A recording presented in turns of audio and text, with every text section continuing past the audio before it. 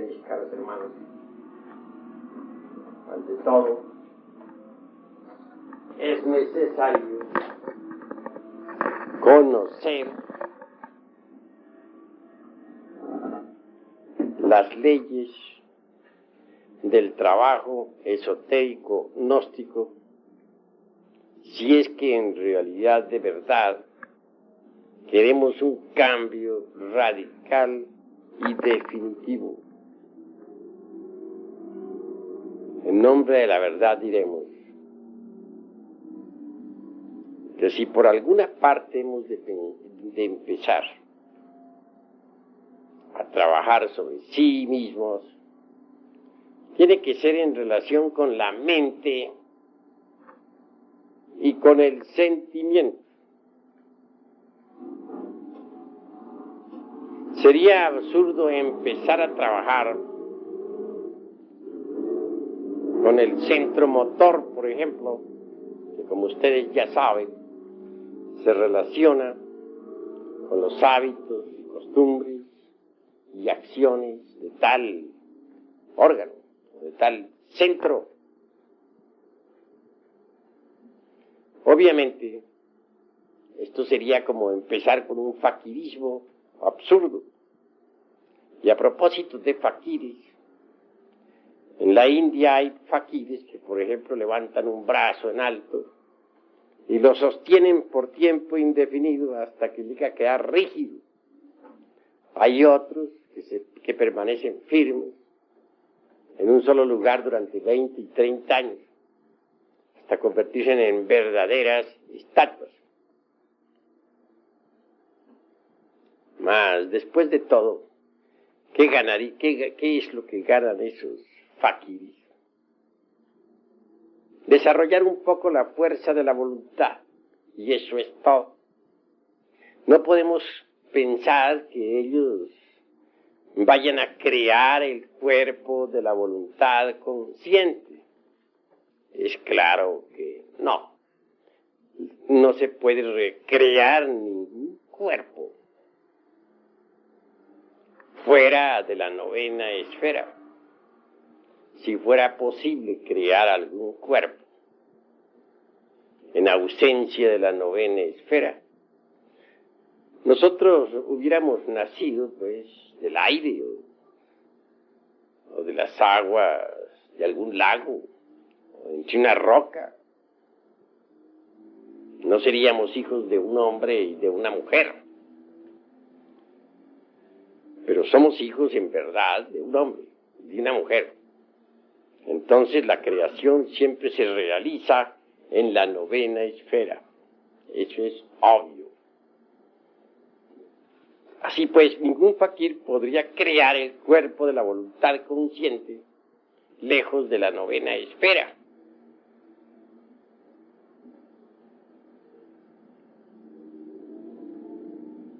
Nada ganan, pues, los que se dedican al fakirismo, excepto desarrollar un poco la fuerza de la voluntad.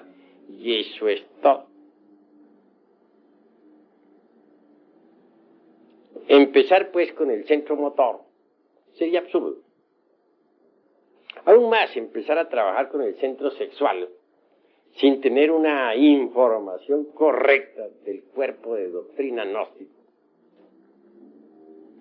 pues es absurdo, porque el que empieza en esas condiciones no sabe lo que está haciendo. Tiene conciencia clara del trabajo en la forja de los cíclopes. Puede caer, es obvio, en gravísimos errores.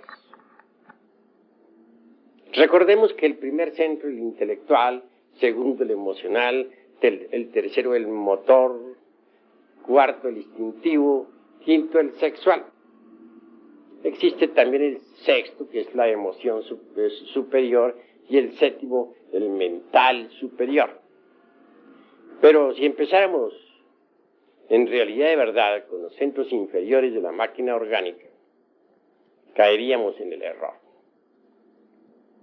Antes que todo en estos estudios, debemos empezar por los centros intelectual y emocional. Necesitamos en verdad cambiar nuestra forma de pensar. De lo contrario, marcharemos por el camino del error. ¿De qué serviría, por ejemplo, que ustedes asistieran a estas cátedras y no cambiaran su forma de pensar? Aquí se les dan muchos ejercicios esotéricos. Se les orienta doctrinariamente. Pero si ustedes no cambian su forma de pensar, ¿de qué sirve todo lo que aquí se les dé? Se les dice que hay que disolver el ego, se les dice que hay que sacrificarse por la humanidad, se les dice que hay que crear los cuerpos existenciales superiores del ser, etc. Pero si ustedes continúan pensando como antes, con los mismos hábitos mentales de otros tiempos, ¿qué sirve todo lo que estén escuchando aquí? Se les dice que hay que desintegrar el ego, pero ustedes continúan con sus viejos hábitos mentales, con sus formas y sistemas caducos de pensar. Entonces, ¿de qué les sirve la información que se les está dando? En las Sagradas Escrituras se habla muy claramente, y precisamente muy cerca de Juan el Bautista, sobre aquello del vino viejo y del vino nuevo. Que nadie echaría, por ejemplo, dice el Cristo, vino nuevo en odre viejo, porque los odres viejos se romperían. Sí, pues que para el vino nuevo se necesitan odres nuevos. También dice el gran Kabir Jesús que a nadie se le ocurriría remendar o poner remiendo en ropa vieja con pedazos, dijéramos, de ropa nueva. Verbigracia, por ejemplo, romper un traje nuevo para remendar uno viejo. Eso sería absurdo, ¿verdad? Así también, esta nueva enseñanza es como el vino nuevo. Necesita odre nuevo. ¿Cuál es ese odre? Pues la mente. Si no abandonamos las formas caducas de pensar, si seguimos pensando con los hábitos que antes teníamos, sencillamente estamos perdiendo el tiempo. Hay necesidad de cambiar la forma de pensar. Para el vino nuevo, odre nuevo se necesita. Sí, pues necesitamos cambiar completamente nuestra forma de pensar a fin de recibir esta enseñanza. Ese es el punto grave de la cuestión.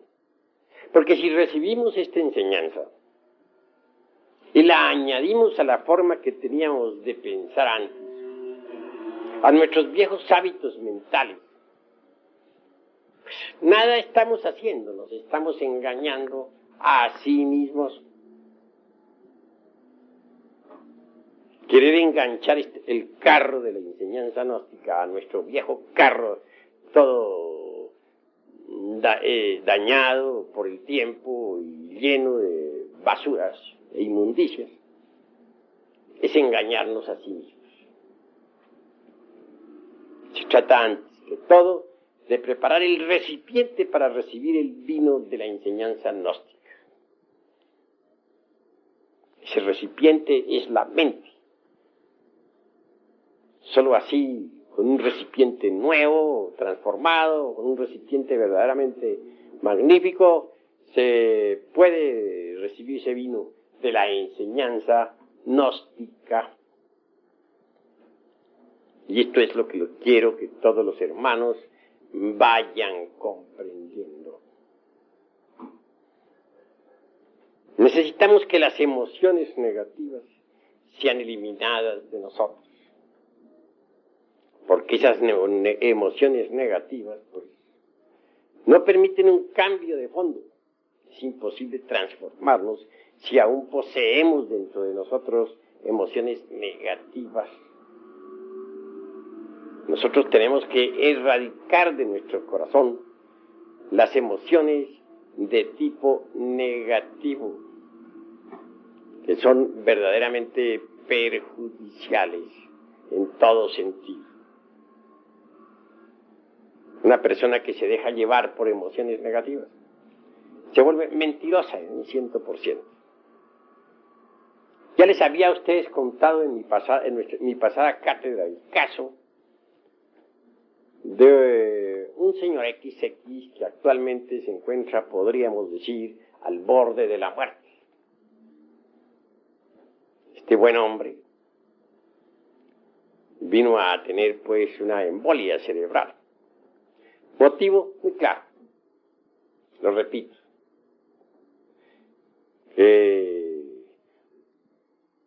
alguien le malinformó que su hermana había sido víctima de un fraude. Tal informe fue después examinado y resultó falso. Mas este, que ama a su hermana, creyó pues en esa infundia difamante y la tomó tan en pecho que le dio una embolia cerebral. En estos momentos se encuentra al borde de la muerte. Vean ustedes ese caso. De manera que entonces las emociones negativas vienen a llevarnos al fracaso. Su hermana aún sigue convencida de que fue víctima del fraude. Y es obvio que calumnia a un inocente, pero ella está segura de que fue víctima. Personalmente examiné el caso y me di cuenta que ella misma se estaba autoengañando. Estaba mintiendo a sí misma, víctima de las emociones negativas, y a su vez calumniando a otro en forma inconsciente.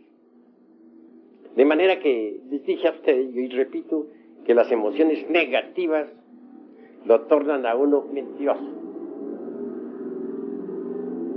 Observen ustedes las gentes cómo mienten, llevadas por las emociones negativas. Lanzan juicios falsos y luego se arrepienten, pero es tarde, ya los lanzaron entre tanto. Así pues, debemos eliminar de nuestra naturaleza las emociones negativas. La mentira, ciertamente, es una conexión falsa.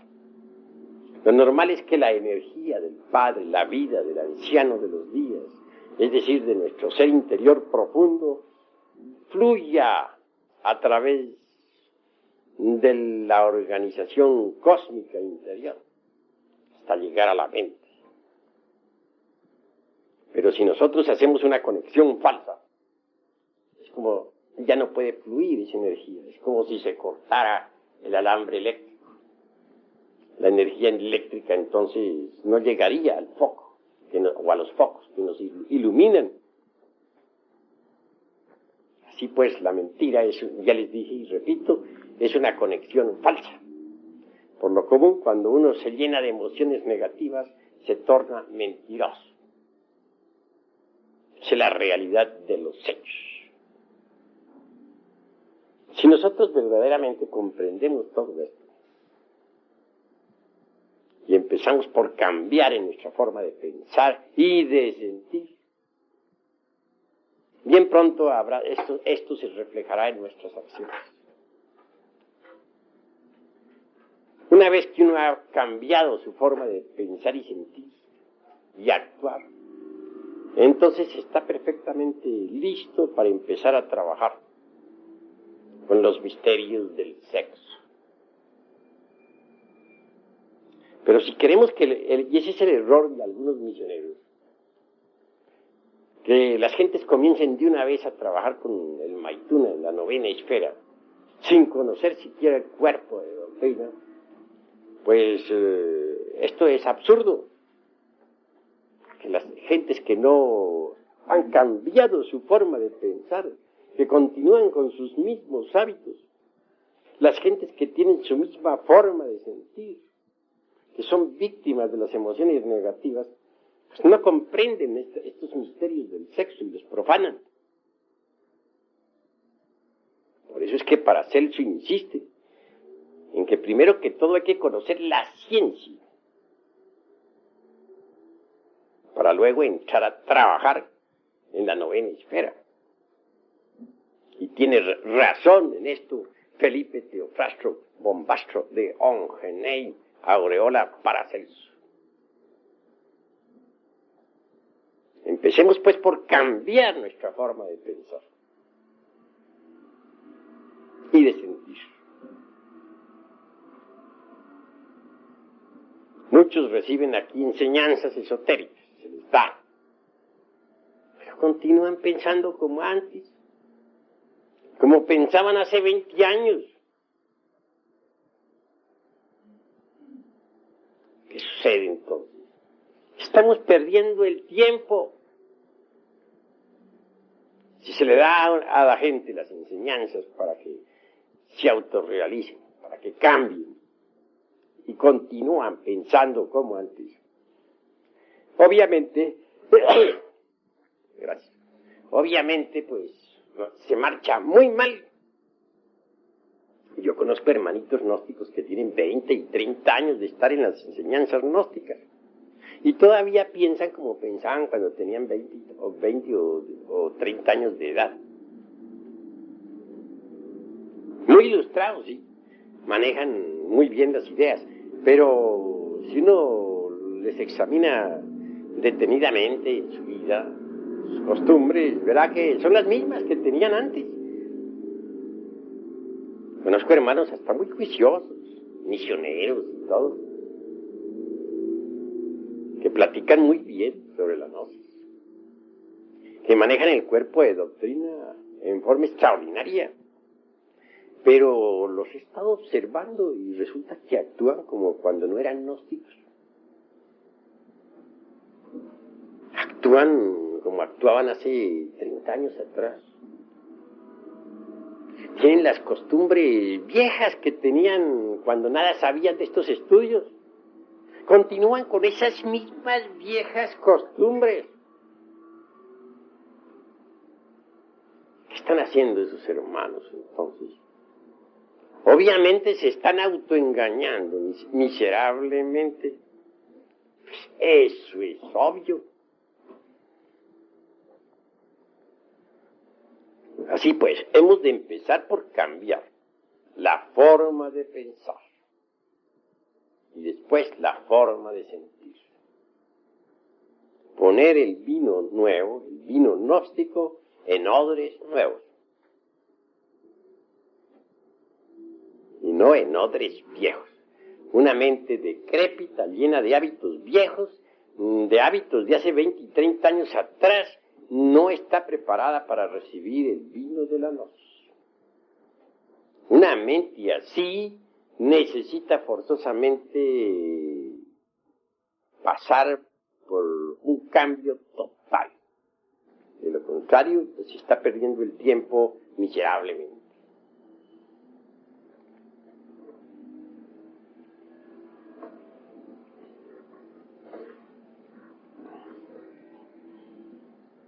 Con todo esto, ¿qué es lo que queremos saber? Pues despertar conciencia, ¿verdad? Eso es la verdad, eso es lo que queremos, despertar. En el mundo oriental no se ignora que la gente está dormida, nadie lo ignora. Pero en el mundo occidental la gente cree que está despierta. Y sin embargo hacen cosas que no quieren hacer. se lanzan a la guerra, cuando no quieren ir a la guerra, pero siempre van, aunque no quieren.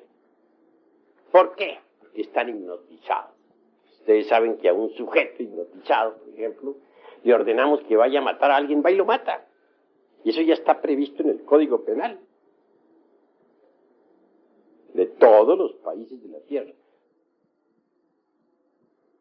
Así también sucede con las gentes de todas las latitudes. Están hipnotizadas, pero creen que están despiertas. Y se les dice que ha llegado la hora de ir a la guerra. Van a la guerra. No quieren ir, pero van. ¿Por qué? Están hipnotizados. Y el hipnotizado está. Eso es gravísimo. Tremendamente cierto. Que necesitamos salir del sueño hipnótico. Eso es verdad, pero bueno, vamos a ver cómo salimos del sueño hipnótico. Si estamos contentos con nuestros hábitos mentales,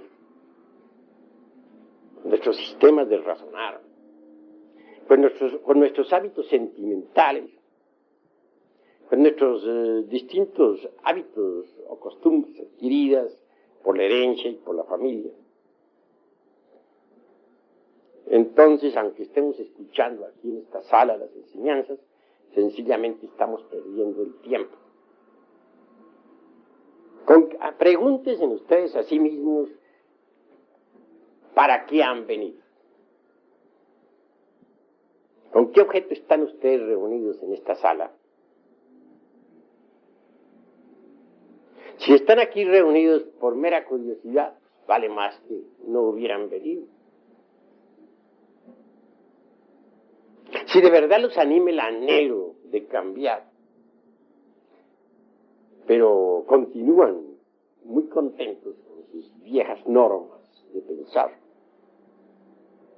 sencillamente se están autoengañando.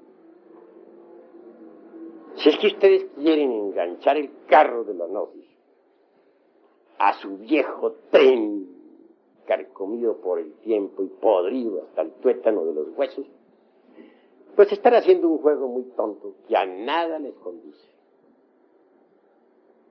Así pues, no nos engañemos a sí mismos. Si ustedes quieren cambiar, seamos serios. Y empecemos por cambiar nuestra forma de pensar. Cada cual tiene una forma de pensar. Y cada cual cree que su forma de pensar es la más correcta. Pero en realidad, de verdad, las diversas formas de pensar de cada cual, o de todos en conjunto, de correctos no tienen nada, puesto que están hipnotizados.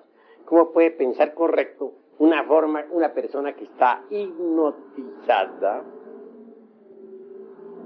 Pero ustedes creen que están pensando correctamente. He ahí su error. Sus hábitos mentales no sirven. Si es que quieren cambiar, bueno, aquí tienen la enseñanza nueva. Aquí tienen el vino de la gnosis. Pero, por favor, traigan odres nuevos para ese vino. No odres viejos. Porque el vino nuevo rompe los odres viejos.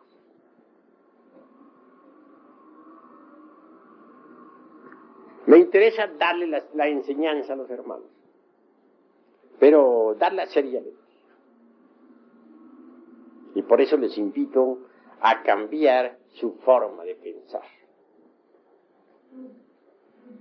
¿Han reflexionado acaso ustedes en lo que es la conciencia? ¿Qué podría comparar la conciencia? O sea, a un foco de luz que lo dirijo hacia una parte o hacia otra. Eso es obvio.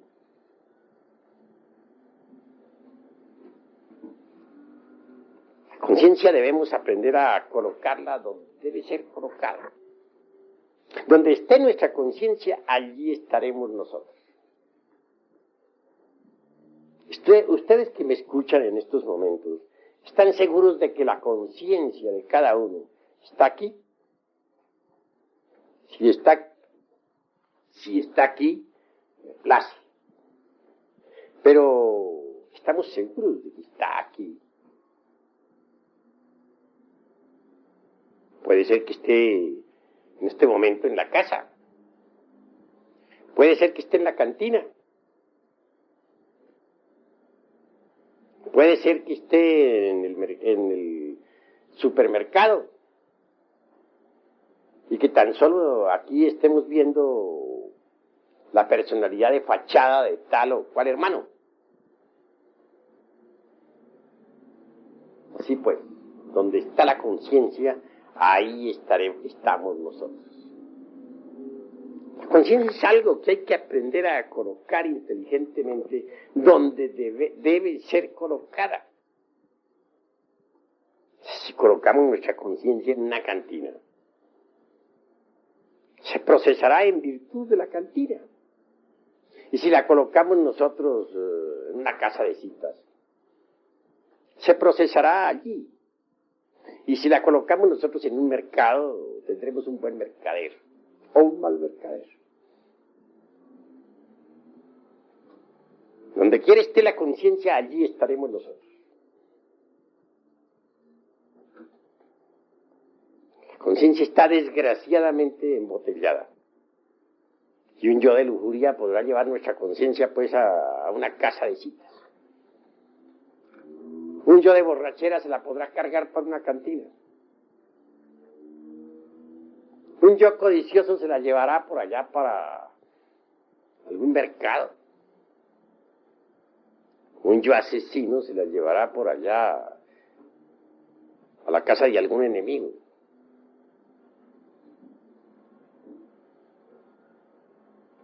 Etcétera. ¿A ustedes les parece acaso correcto no saber manejar la conciencia?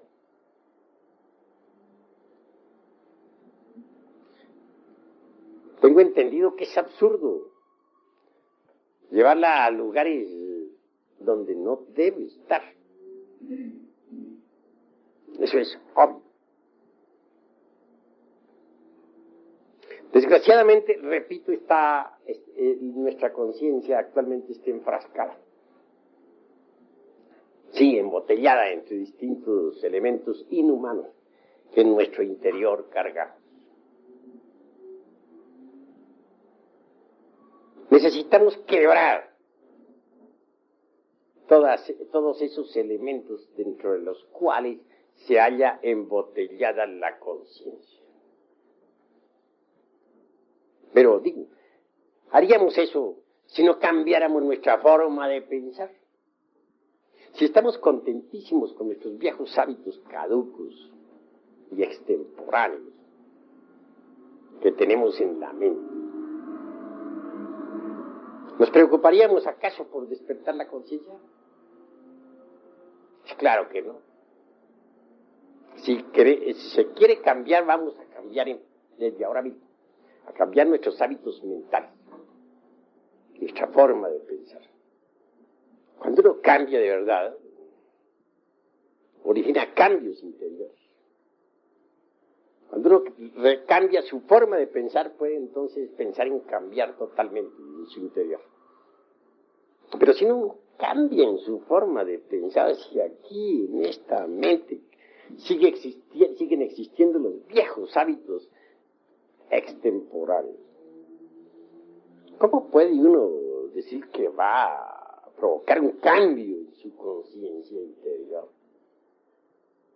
Pues eso no es posible. Sería contradictorio que pensáramos una cosa e hiciéramos otra.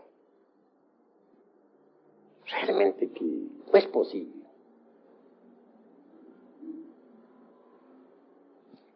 Así que necesitamos hacernos dueños de nuestra propia conciencia, colocarla donde debe colocarse, ubicarla donde debe ubicarse, aprenderla a poner en un lugar. Los diversos agregados psíquicos que nosotros tenemos, en modo alguno son dignos. Lo único digno, lo único real, lo único que vale la pena en nosotros es la conciencia. Pero está dormida. No la sabemos manejar. Los agregados psíquicos se las llevan para donde ellos quieren. Nosotros realmente no sabemos usarla. Y eso es verdaderamente lamentable. Si queremos un cambio, pero un cambio de fondo, debemos también ir aprendiendo a saber qué cosa es eso que se llama conciencia. En el mundo oriental se nos ha dicho que antes de que nazca en nosotros el bodhisattva, debe surgir en nosotros el bodhicitta. Pero bueno, ante todo, ¿qué cosa es eso que se llama bodhisattva? Algunos de ustedes sabrán y otros no sabrán. La Blavatsky dice que un maestro que posea los cuerpos causal, mental, astral y físico es un bodhisattva. Que el alma humana o alma causal vestida con tales cuerpos es un bodhisattva. Ella hace plena distinción entre el maestro en sí, que es Atman Buddhi, o sea, el íntimo y la alma conciencia, y el bodhisattva, que es el alma humana revestida con los cuerpos existenciales superiores del ser. Pero el budismo del Mahayana, o Mahayánico, es más exigente. No reconoce como bodhisattva sino a aquellos que se han sacrificado por la humanidad a través de sucesivos Mahamvantas. Hay dos clases, dice el budismo mahayánico, de seres. Los unos, por ejemplo, serían los budas pradyekas y los aspirantes a budas pradyekas, que son los sravakas. Estos no se sacrifican por la humanidad jamás. Nunca. Luchan, sí, por cambiar y cambian. Pero nunca dan su vida por sus hermanos. Y claro, jamás tampoco encarnan al Cristo íntimo. Los otros son los bodhisattvas verdaderamente. Aquellos que han renunciado a la felicidad del nirvana por amor a la humanidad. Aquellos que en distintos Mahamvantaras han entregado su sangre por la humanidad. Que pudiendo vivir felices en el nirvana, han renunciado a cualquier felicidad por sus hermanos en la tierra. Son ellos los únicos que verdaderamente pueden encarnar al Cristo. Pero bueno, volvamos a esto del bodhicitta. ¿Qué cosa es el bodhicitta?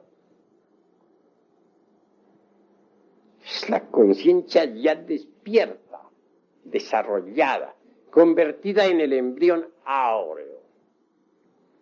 Es la verdadera armadura argentada que nos puede proteger de las potencias de las tinieblas,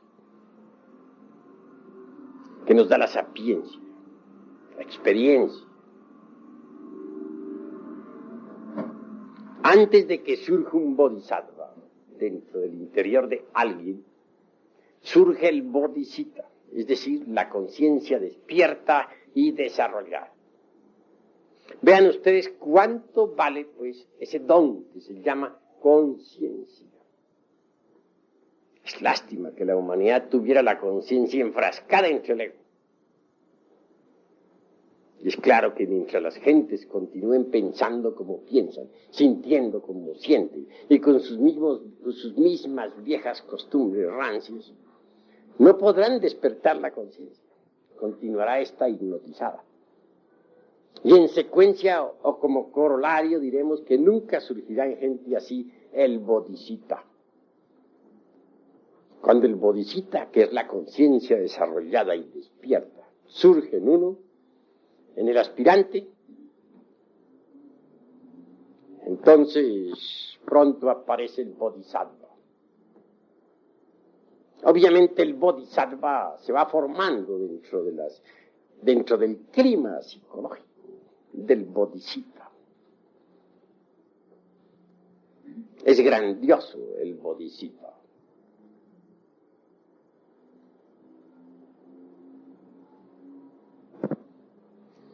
En realidad, de verdad, mis queridos hermanos, es grande cuando uno verdaderamente cambia su forma de pensar. Porque entonces, y solo entonces, trabajará para despertar la conciencia. Entonces, y solo entonces, hará un trabajo serio que lo conduzca al nacimiento del bodhisattva. Antes no es posible. Vivimos en un mundo desgraciadamente doloroso. Todos ustedes están llenos de dolor, de sufrimiento. Felicidad no existe en este mundo. No es posible. Mientras haya ego, tiene que haber dolor. Mientras continuemos con nuestra forma rancia de pensar, no podremos ser dichosos. Mientras seamos víctimas de las emociones negativas, cualquier género de felicidad se hace imposible. Nosotros necesitamos en verdad llegar a la felicidad. No podríamos nosotros conseguir tal logro si no despertáramos la conciencia. Y nunca despertaríamos la conciencia si continuáramos con la forma que tenemos actualmente de pensar. Así pues que primero miremos cómo estamos pensando. Cambiemos esa forma anticuada del pensamiento. Preparemos nosotros odres nuevos para el vino nuevo, que es la gnosis. Y así trabajaremos de verdad, pero seriamente.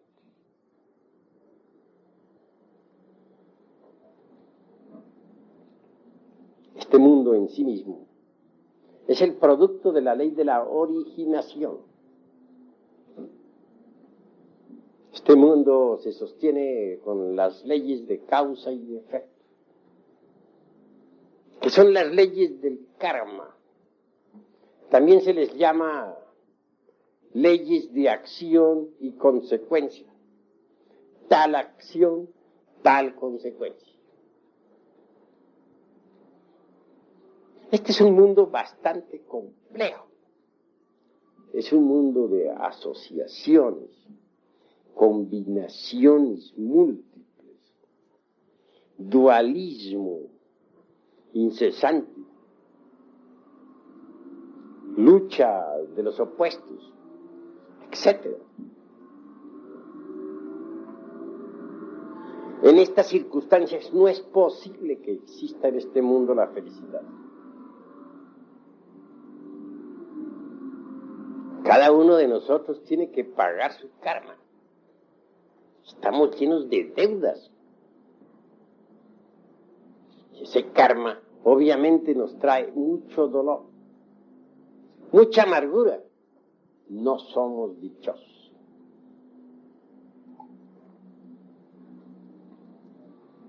Muchos piensan que podríamos llegar a la felicidad a través de la mecánica de la evolución. Es un concepto falso, porque la mecánica es mecánica. La ley de la evolución y también la de la involución constituyen el eje mecánico de esta maquinaria que se llama naturaleza. Hay evolución en el grano que germina, en la planta que se desarrolla y al fin da fruto. Hay involución en la planta que ya entra en decrepitud y por último se convierte en un montón de leños. Hay evolución en el niño que se forma en el claustro materno, en la criatura que nace, que crece, que se desarrolla y vive a la luz del sol. Mas también existe involución en el ser humano, que envejece, decrece, entra en decrepitud y al fin muere. Eso es completamente mecánico.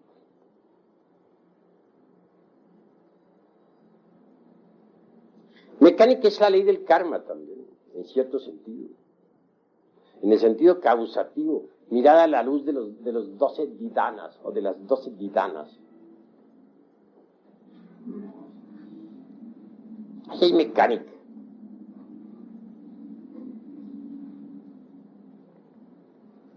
Nosotros necesitamos libertarnos precisamente de la ley del karma. Necesitamos libertarnos de ese movimiento mecánico de la naturaleza. Necesitamos hacernos libres, y esto no será mediante la evolución mecánica. Cualquier evolución mecánica se procesa de acuerdo con las leyes de causa y efecto, con las leyes de las asociaciones, de las combinaciones mutuas, etc. Lo que es mecánico es mecánico. Nosotros necesitamos libertarnos de la ley de la evolución y también de la ley de la involución. Necesitamos dar el gran salto para caer en el vacío iluminador.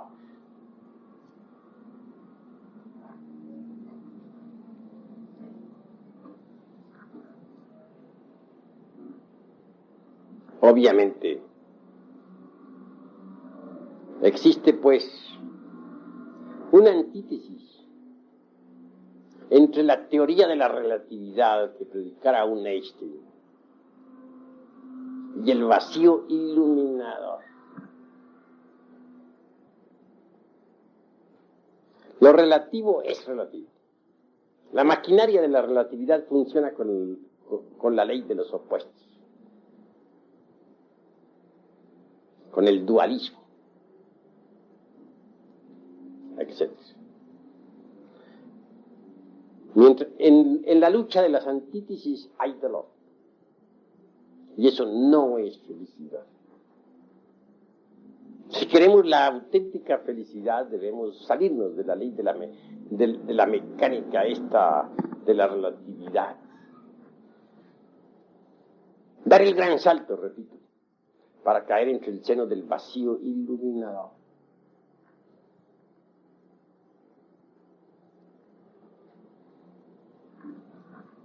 Yo experimenté el vacío iluminador en mi mocedad. Apenas sí tendría algunos 18 años de edad, cuando pude dar el gran salto, pasar más allá del tiempo y vivenciar eso que no es del tiempo.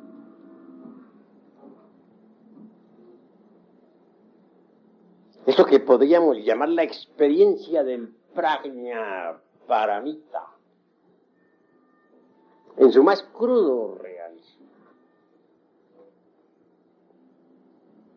No está de más enfatizarles a ustedes la noticia de que tal vivencia pudo ser repetida 3 veces.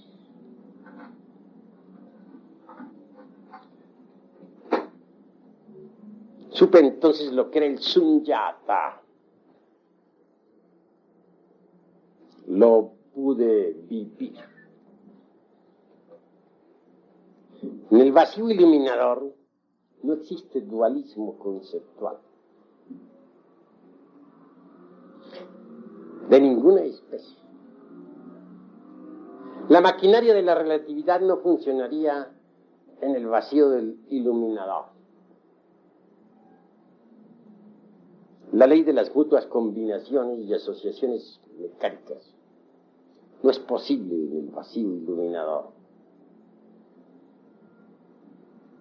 Toda la teoría de la relatividad de Einstein quedaría destruida en el vacío iluminador. Indubitablemente la experiencia del vacío iluminador solo es posible en estado de samadhi, en estado de samadhi, o como se dijera también en el estado del prajna paramita.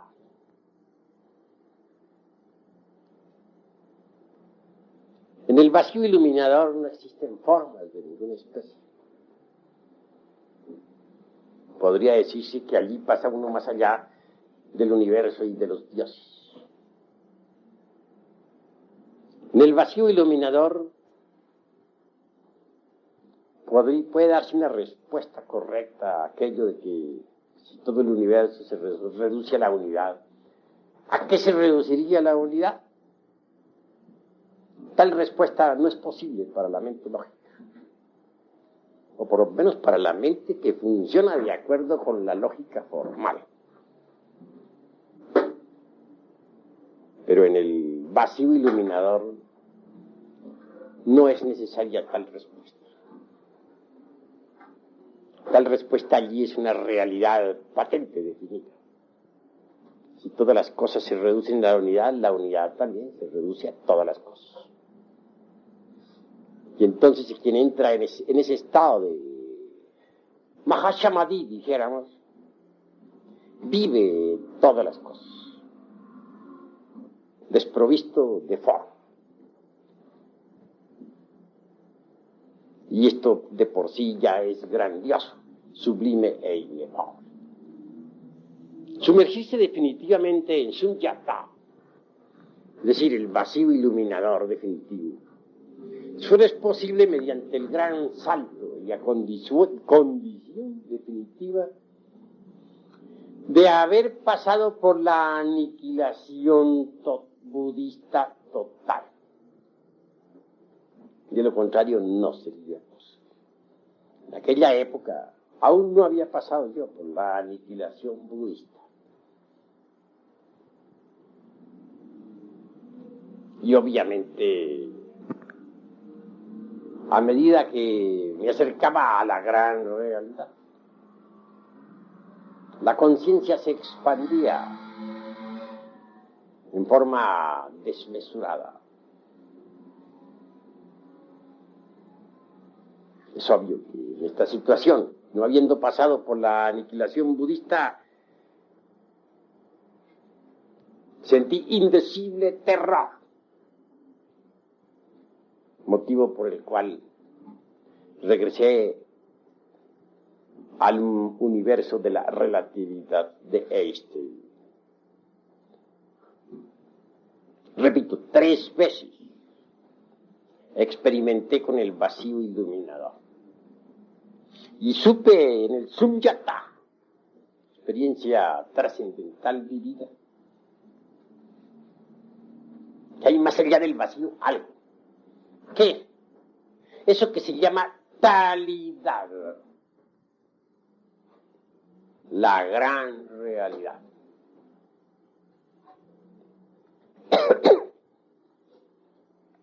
Lo supe con una intuición de tipo trascendental. Porque en el terreno de la intuición, o dentro del mundo de la intuicionalidad, hay distintos grados de intuición.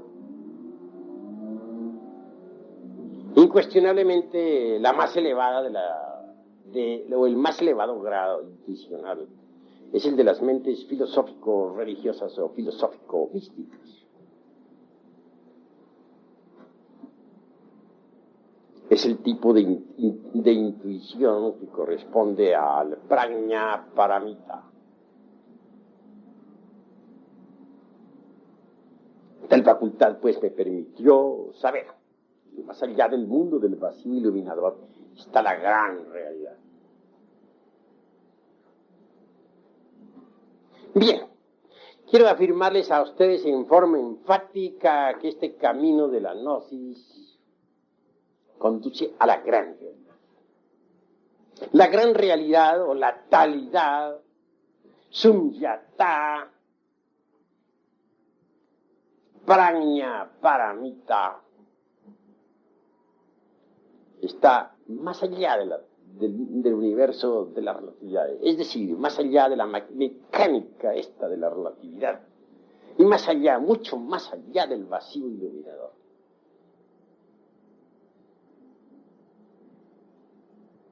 Es decir, la talidad trasciende a estos dos opuestos que yo llamaría mecánica de la relatividad y vacío iluminador. No es el vacío iluminador la última palabra, es la antesala de talidad, es decir, de la gran realidad.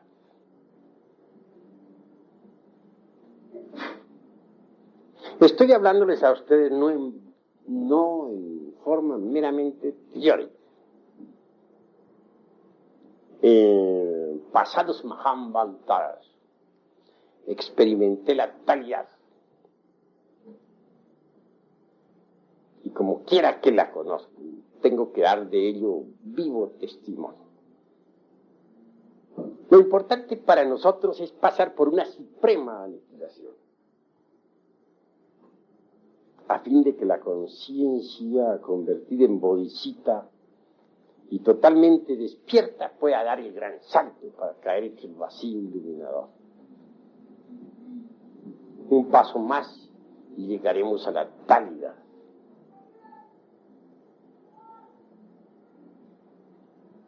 Pero, como les digo, debemos empezar por cambiar nuestra forma de pensar, para trabajar correctamente sobre sí mismos,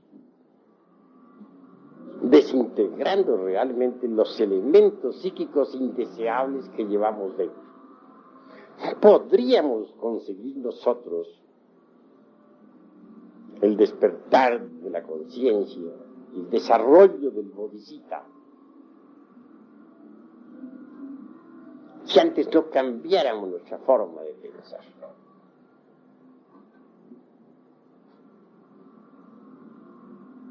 Es necesario saber meditar, comprender lo que es la técnica de la meditación. El objeto de la meditación es muy simple. ¿Qué es lo que queremos nosotros a través de la meditación? Tranquilidad.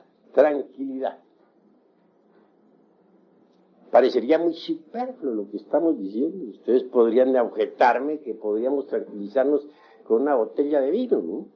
Eso es claro. Podrían objetarme también que podríamos tranquilizarnos oyendo una sinfonía de Beethoven. Eso podrían ustedes decir. Pero en realidad, de verdad, conseguir la tranquilidad es lo más difícil que ustedes imaginarse puedan. Nadie podría tener tranquilidad mental, tener su mente en santa paz, si no ha eliminado de su centro intelectual el pensar caduco y extemporáneo que carga. Nadie podría tener paz en su corazón si no hubiese eliminado de sí mismo previamente las emociones negativas y perjudiciales. Así que cuando un gnóstico, un arat gnóstico se sumerge en meditación, busca tranquilidad. En esos instantes se propone trabajar sobre algún elemento inhumano que haya descubierto en sí mismo mediante la autoobservación. Posiblemente descubrió la ira. Bueno, se dedicará entonces a comprender el agregado psíquico de la ira, hasta volverlo polvo, con ayuda de su divina madre Kundalini, que deberá invocar para que le auxilie. O tal vez descubrió que tiene el agregado psíquico del odio, entonces se propondrá desintegrar tal agregado para que surja en su reemplazo el amor. A medida que uno vaya desintegrando todos esos agregados psíquicos, psíquicos inhumanos que cargamos en nuestro interior. La conciencia irá despertando.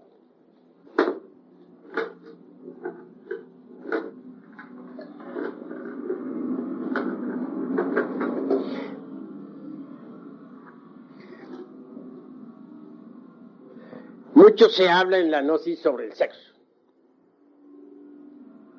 pero debemos primero cambiar nuestra forma de pensar para que tengamos una rica información, para que nos hagamos más conscientes de la enseñanza. Solo así trabajaremos con éxito en la fragua encendida de Vulcano.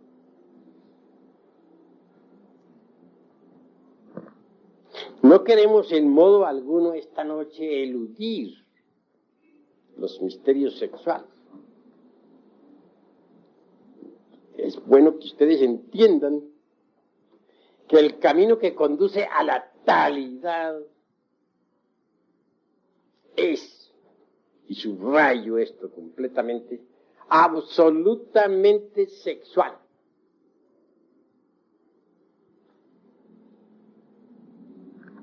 Y esto hay que entenderlo. Incuestionablemente un soltero, una soltera pueden disolver a base de mucha comprensión un 50% de agregados psíquicos. Siempre y cuando se apele a la Divina Madre Kundalini durante la meditación. Pero hay elementos psíquicos muy pesados que corresponden al mundo de las 96 leyes. Estos no se desintegran sino exclusivamente con el molinillo eléctrico de los físicos, con la suástica en movimiento, que genera determinado tipo de electricidad sexual trascendente.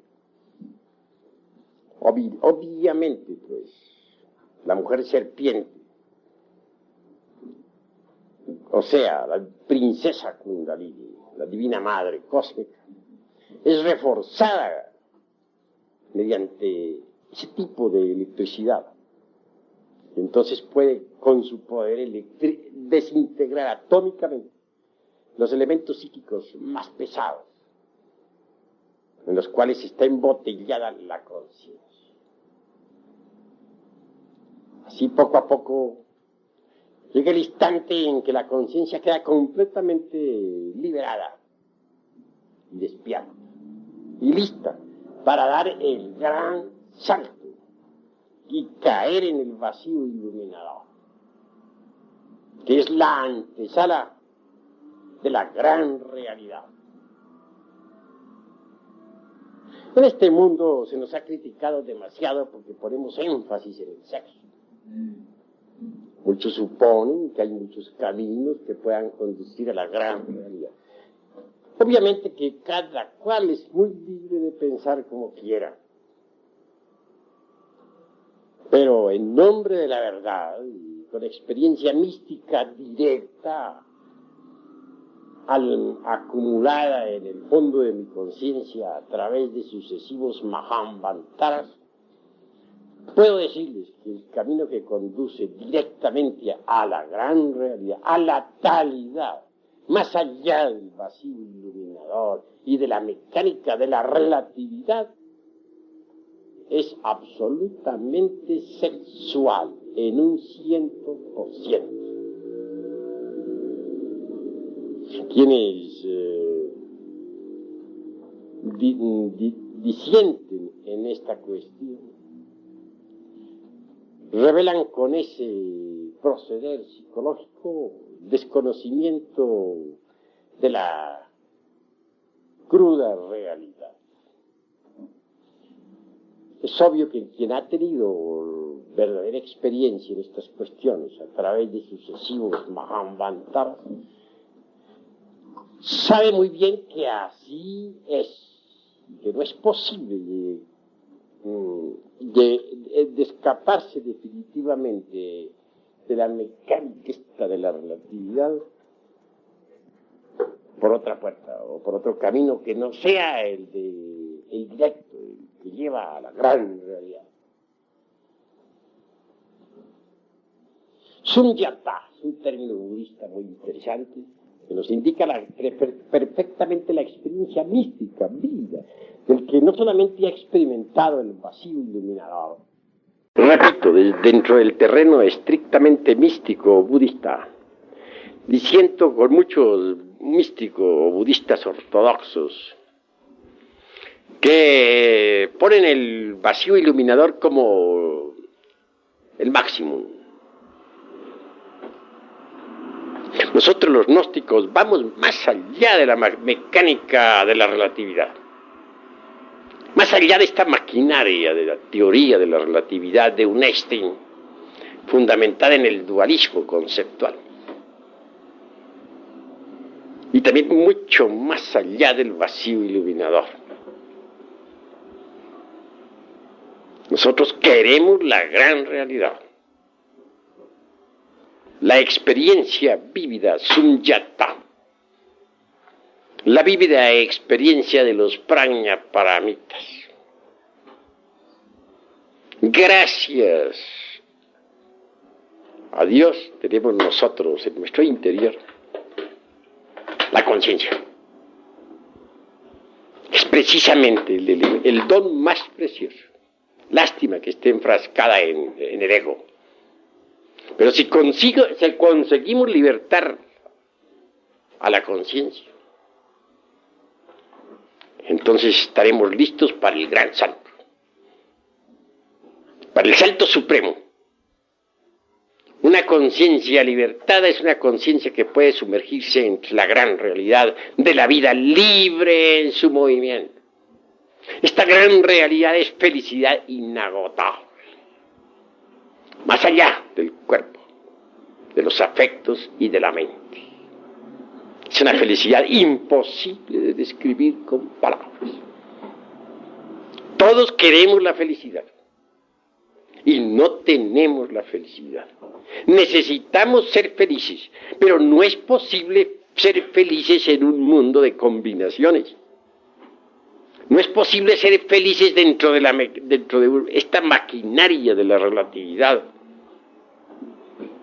Recuerden ustedes que el ego es tiempo, que el ego es un libro de muchos tomos y que está expuesto a las leyes de causa y efecto. Es hora de que pensemos en libertarnos del karma, en libertarnos de este mundo doloroso, de esta maquinaria tan infernal. Es hora de que pensemos nosotros en la dicha verdadera de la gran realidad. Por eso les invito esta noche a cambiar su forma de pensar. Porque si ustedes cambian, podrán trabajar sobre sí mismos para libertar la conciencia.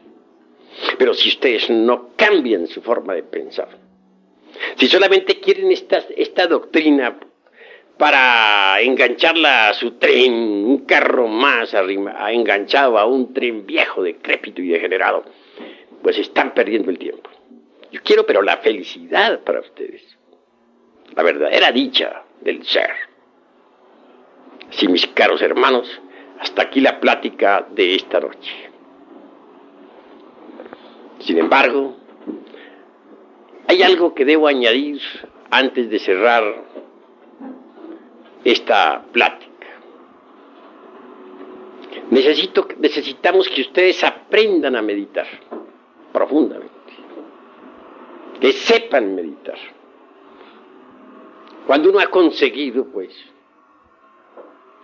una verdadera concentración, llega a una verdadera dicha. Vean ustedes, si yo no hubiera tenido en vida la experiencia del vacío iluminador, allá en mi mocedad, no estaría hablándoles ahora en la forma que les estoy hablando. Esa experiencia vívida jamás se borró de mi conciencia, ni de mi mente, ni de mi corazón. Es posible que en un samadhi de estos, es decir, en una práctica de meditación profunda, pueda la conciencia de un ser humano escaparse de entre el ego para experimentar la dicha del vacío iluminador. Es obvio que si lo consigue, trabajará con gusto sobre sí mismo. con ardor, porque habrá experimentado ciertamente en ausencia del ego eso que es la verdad, eso que no es del tiempo, eso que está más allá del cuerpo, de los afectos y de la mente. Aquí les he enseñado una forma sencilla de meditar, porque hay un tipo de meditación que está dedicado a la autoexploración del ego, con el propósito de desintegrarlo, de volverlo ceniza. Pero hay también otro tipo de meditación que tiene por objeto llegar algún día a la experiencia de lo real. Ojalá lo lograran ustedes, para que se sintieran animados interiormente y trabajaran sobre sí mismos. Sin embargo, conceptúo que es necesario tener algún mantra que les sirva. El mantra que les voy a dar esta noche es muy sencillo. Ya les di una palabra de ese mantra en una pasada plática y ustedes lo recordarán. Gate. Pero esta noche les voy a dar completas las palabras de todo el mantra. Gate, gate, para samgate, bodhi, swaha.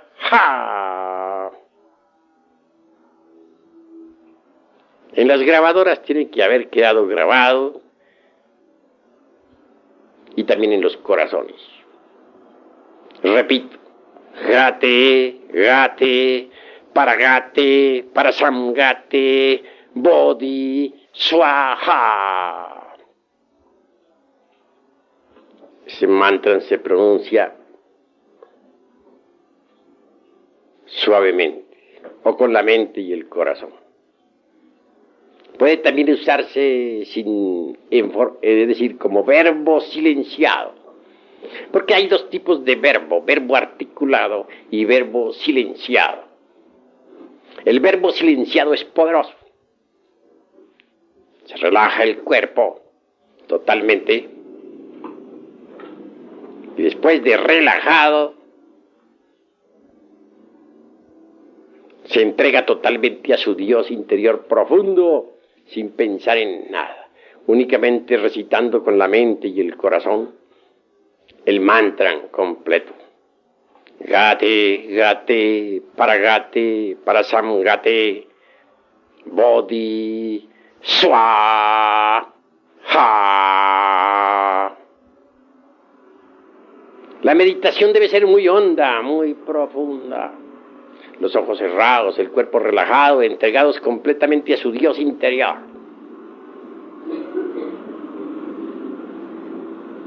Ni un solo pensamiento se debe admitir en esos instantes. La entrega a su Dios debe ser total.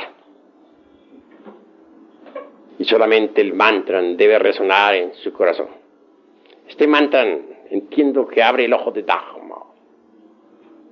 Este mantra profundo un día los llevará a ustedes a experimentar en ausencia del ego el vacío iluminado. Entonces sabrán lo que es el sunyata. Entonces entenderán ustedes lo que es el prajna paramita.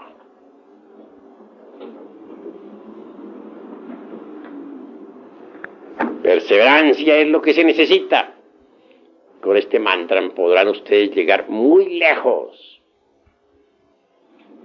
Conviene experimentar la gran realidad alguna vez en la vida, porque así se llena uno de ánimo para la lucha contra sí mismo.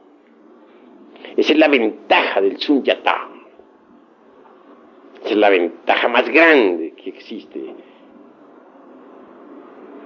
en relación con la experiencia de lo real. Y para que esta noche se aproveche la meditación y el mantra como es debido, vamos a entrar un rato en meditación con el mantra